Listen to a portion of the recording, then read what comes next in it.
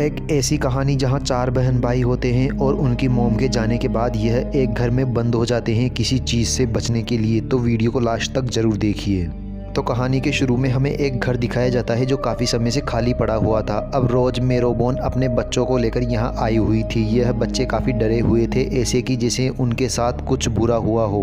छोटा बच्चा सैम अपनी मोम से पूछता है कि क्या वह यहाँ तो नहीं आएगा। तो मोम कहती है कि वह यहाँ नहीं आएगा, हम सब यहाँ पर सुरक्षित रहेंगे। अब यह गाँव घूमने निकल जाते हैं जहाँ इनकी मुलाकात एली नाम की एक लड़की से होती है। अब एली इनकी दोस्त बन जाती है। एली इन्हें पूरा गाँव घुमाती है और बीच पर भी लेकर जाती है। अब फिर आगे रोज की तबीयत खराब रहने लगी। एक दिन इसने जैक को बुलाया कि तुम हमेशा अपने बाकी बहन भाइयों का ख्याल रखना, और इसके बाद वह एक लेटर की तरफ इशारा करते हुए मर जाती है। अब जैक अपने बहन भाइयों को बुलाता है और अपनी मोम का लिखा हुआ लेटर पढ़ने लगता है कि तुम चारों हमेशा एक साथ रहना, और जब तक कि जैक 21 साल का नहीं हो जाता मेरे मरने की खबर बाहर नहीं जानी चाहिए, क्योंकि अमेरिका में 21 साल से पहले कोई भी माता पिता के बिना नहीं रह सकता। अब यह चारों साथ रहने का वादा करते हैं। अब आगे इनकी लाइफ नॉर्मल चल रही थी। फिर एक दिन जब जैक की बहन रूम में बैठी हुई थी तो अचानक कोई बाहर बंदूक से हमला कर देता है, पर गोली कांच से टकराकर रुक जाती है। वह चिल्लाकर अपने बहन भाइयों को बुलाती है और यह सीन यहीं कट होकर हमें 6 महीने बाद का सीन दिखाया जाता है। इनकी जिंदगी वापस से नॉर्मल चलने लग गई, पर जिस आदमी ने गोली चलाई थी उसके बारे में कुछ नहीं बताया जाता। जैक का छोटा भाई बहुत डरता था, इसे कांच में खौफनाक चीजें दिखाई देती थी, इसलिए सभी ने यहाँ के सारे कांचों को ढक दिया और अपनी मोम की मरने की खबर छुपाने के लिए यह सब घर में ही रहते हैं। बस जरूरत पड़ने पर जैक बाहर जाता है। अब यह एक लाइब्रेरी में जाता है जहां एली काम करती है। यह दोनों एक दूसरे को बहुत पसंद करने लगे हैं। अब यह तो बुक पढ़ने में लग जाता है, तभी यहाँ पर एक वकील आता है। यह वकील एली को बहुत पसंद करता है, पर एली इसे पसंद नहीं करती। तभी वकील जैक को देखता है और कहता है कि क्या आपने उस मेरो हाउस को अपने नाम करने की एप्लीकेशन दी थी? उसका काम पूरा होने वाला है, बस मुझे $200 फीस और आपके मोम के सिग्नेचर चाहिए। मैं कल आपके घर आ जाऊंगा। तो जैक डर जाता है और कहता है कि मोम बीमार है, आप डॉक्यूमेंट मुझे ही दे दे, मैं ही साइन करवा लाऊंगा।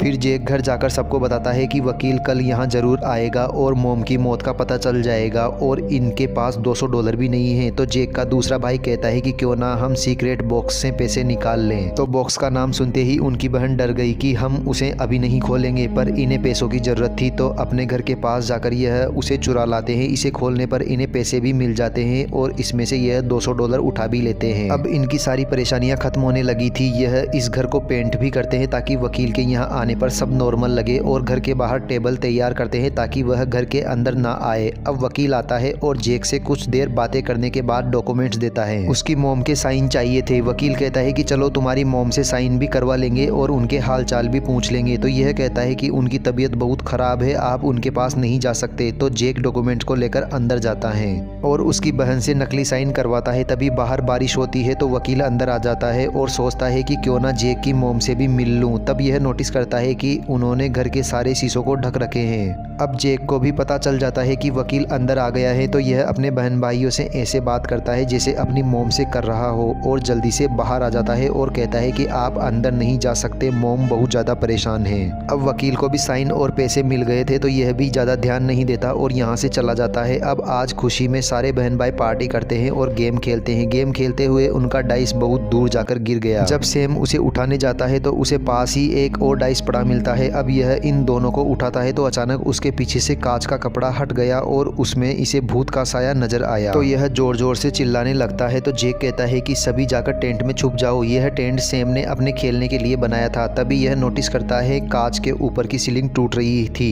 यह ऊपर चढ़कर उसमें देखता है तो यहाँ पर सच में एक भूत था, जिसे देखकर इसके सर में दर्द होता है और यह नीचे गिरकर बेहोश हो जाता है। जब इसकी आंख खुलती है तो यह खुद को टेंट में पाता है। इसकी बहन कहती है कि हमें वह सीलिंग से पैसे चोरी नहीं करने चाहिए थे, मुझे लगता है कि शायद यह भूत अपने पैसे लेने वापस आया है। अगले दिन जैक का भाई चिमनी से वह सारे पैसे सीलिंग में फेंक देता है। दूसरी तरफ हमें एली दिखाई जाती है जो लाइब्रेरी जा रही थी। उसे रास्ते में वकील मिलता है जो उसे लिफ्ट देता है। यह एली से जैक की फैमिली के बारे में बात भी करता है कि बहुत ही अजीब फैमिली है, ना किसी से बात करते हैं, बस बाहर ही नहीं निकलते, और ये सारे कांच भी ढक रखे हैं, शायद इनके डेड सीरियल किलर थे। तो एली कहती है कि हमें इसकी परवाह नहीं होनी चाहिए, यह उनकी अपनी लाइफ है, कैसे भी रहे।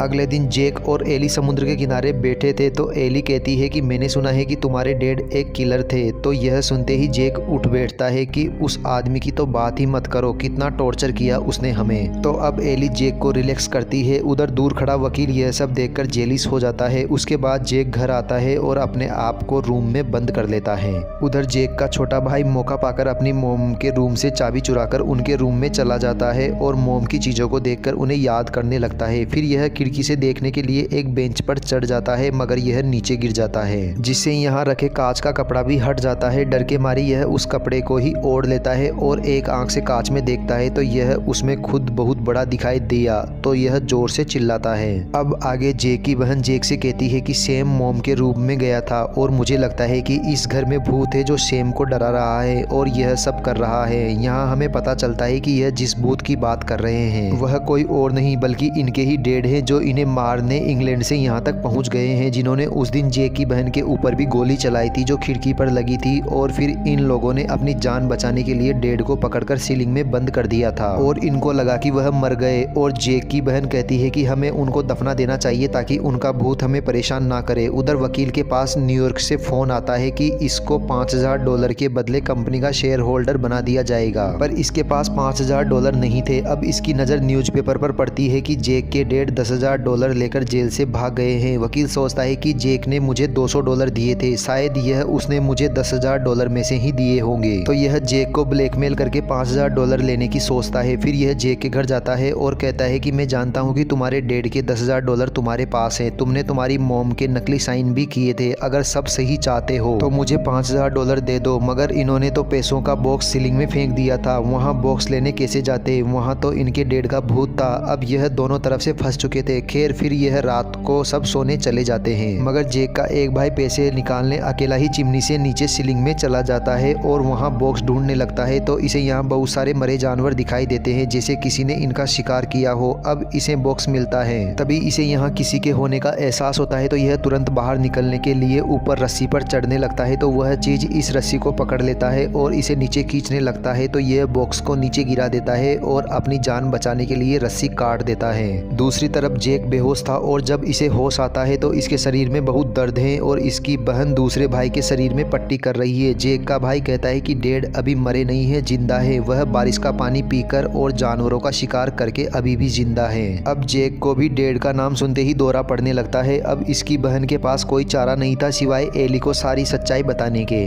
उससे मदद मांगने के लिए। अब यह एली को एक खास जगह बुलाती है। एली जब यहाँ आती है तो इसे कोई नहीं मिलता सिवाय एक डायरी के। इस डायरी में जेक की कहानी थी जहाँ यह पहले इंग्लैंड में रहते थे और इसके डैड ने इन्हें बहुत टॉर्चर किया और डैड से जान बचाने के लिए उनकी मॉम इन्हें यहाँ लेकर आई। अब फ्लैशबैक में हमें वह दिन दिखाया जाता है जहाँ इनके डैड ने आकर जेक की बहन पर हमला किया था गोली से खिड़की पर। फिर जेक इन तीनों को यहाँ सीलिंग में छुप जाने के लिए कहता है और खुद अकेले अपने डैड का सामना करने जाता है। इनकी मॉम अपने बच्चों के फ्यूचर के लिए पैसे भी लेकर आई थी। जेक अपने डैड से कहता है कि यह पैसे लो और चुपचाप यहाँ से चले जाओ, मगर यह जेक के ऊपर हमला कर देता है और जेक को मारने ही वाला था। तभी जेक के हाथ में जो चाकू था वह अपने डैड के गले में घुसा देता है मगर डैड मरे नहीं थे। यह इसके पीछे आकर इसको पकड़कर पहाड़ी से धक्का दे देते हैं। जेक तो बेहोश हो जाता है और उसके डैड दोबारा से उसके घर चले जाते हैं। यह चिमनी से अंदर जाकर तीनों बच्चों को मारने के लिए हमला करते हैं। अब जेक को भी होश आ जाता है और यह अपने तीनों बहन भाइयों को बचाने के लिए जल्दी से उठकर घर की तरफ भागता है। अब यह सीन यहीं कट होकर वापस से प्रेजेंट में आता है जहाँ पर वकील जेक से पैसे लेने उसके घर आया है। अब इसे घर पर कोई भी नहीं मिलता मगर इसे तो पैसे चाहिए थे। यह रोज के रूम में जाकर चेक करता है तो यहाँ इसे पता चल जाता है कि रोज तो मर चुकी है और यह बच्चे ड्रामा कर रहे हैं। फिर पैसे ढूंढते ढूंढते यह ऊपर जाता है जहाँ पर ईंटें लगाकर उसे पैक किया हुआ था तो यह समझ जाता है कि ऊपर इसके पीछे ही पैसे होंगे। यह हथौड़ी से इसे तोड़ता है तो यहाँ पर 3 लोगों की लाश देखता है और यह तीनों लाशें जेक के बहन भाइयों की ही थी। जब इनके डैड चिमनी से अंदर आए थे तो आते ही उन्होंने अपने तीनों बच्चों को मार दिया था और जेक को भी यह बात पता थी कि इसके डैड ऊपर इसका इंतजार कर रहे हैं मारने के लिए। तो यह ऊपर कमरे को ही सील कर देता है और बहन भाइयों को भी नहीं दफनाता ताकि उनके साथ रह सके।